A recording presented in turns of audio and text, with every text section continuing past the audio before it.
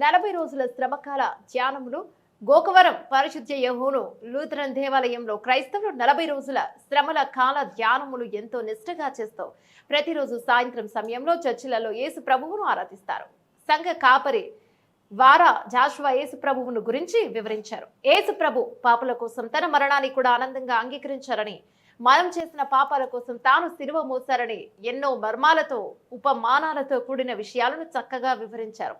సిలువ ధ్యానములలో చర్చిలో సుమారుగా 400 మంది క్రైస్తవులు ప్రభువును ఆరాధిస్తూ కన్నీటి ప్రార్థనలు చేశారు.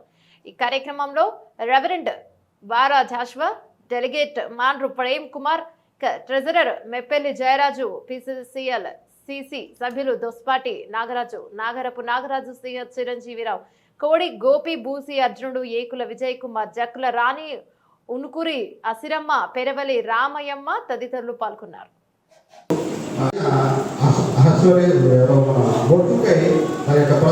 రాణి యొక్క అందం, రాణి అయిన వసతి, ఆమె యొక్క అందాన్ని చూపించాలని అతను రాజ మందిరంలో ఎస్తేరుని యువరాణిగా చేశారో.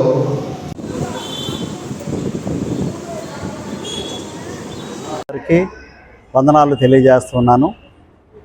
గోకవరం పరిశుద్ధ యోహాన్ దేవాలయం పక్షముగా రెవరెండ్ వి జాషువా సంఘ కాపరినైన నేను మీ అందరికీ BRP మీడియా ద్వారా మీ అందరికీ శుభాలు తెలియజేస్తున్నాను.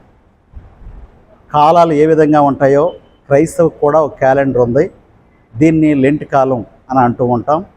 40 దినాలు యేసు ప్రభు సిలువ ధ్యానాలను జ్ఞాపకం చేసుకుంటూ భక్తియుక్తంగా జరిగే కార్యక్రమం ఈ సిలువ ధ్యాన కూడికలు. బైబిల్లో కూడా అనేకమైన సంఘటనలు ఉన్నాయి. 40 అనే వాటిని మేము ఆధారం చేసుకుని వీటిని ఆచరిస్తూ ఉన్నాం. నినివే అనే ఒక పట్టణం ఉంటుంది. ఆ పట్టణం పాప పంకిలమై ఉన్నప్పుడు దేవుడు ఆ పట్టణాన్ని రక్షించాలని ప్రవక్తను పంపిస్తారు. 40 దినాలు అయిన తర్వాత వారి పశ్చాత్తాపాన్ని చూసి దేవుడే పశ్చాత్తాపం చెంది మరణించవలసిన వారిని సజీవులుగా ఉంచారు.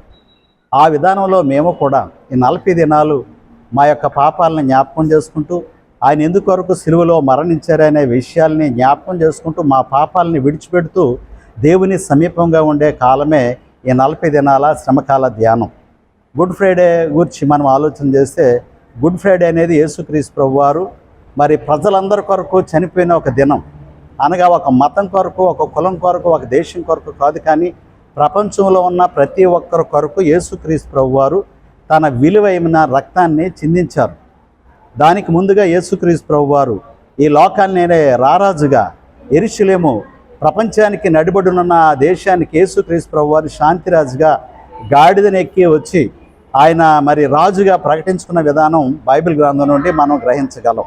కనుక యేసుక్రీస్తు ప్రభువారు మరి దేవుడిగా ఈ లోకానికి వచ్చారు. చాలామంది కానీ యేసుక్రీస్తు ప్రభువారి యొక్క సమాధి తాను చెప్పినట్లుగా 3వ దినాన తిరిగి లేచి ఆయన ఆరోహణమైనట్లుగా మనం చూస్తూ ఉన్నాం.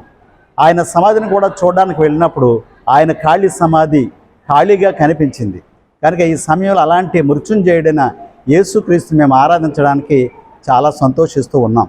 కనుక ఈ ఛానల్ ద్వారా మీ అందరితో ప్రభువుని గురించి ఈ విధంగా మాట్లాడడానికి మరి వచ్చిన అవకాశాన్ని బట్టి వందనాలు చెల్లిస్తూ, అవకాశం వస్తే ఒకసారి ఆయన రుచి చూసి చూడమని ప్రభు పక్షంగా మీకు వందనాలు తెలియజేస్తూ ఉన్నాను.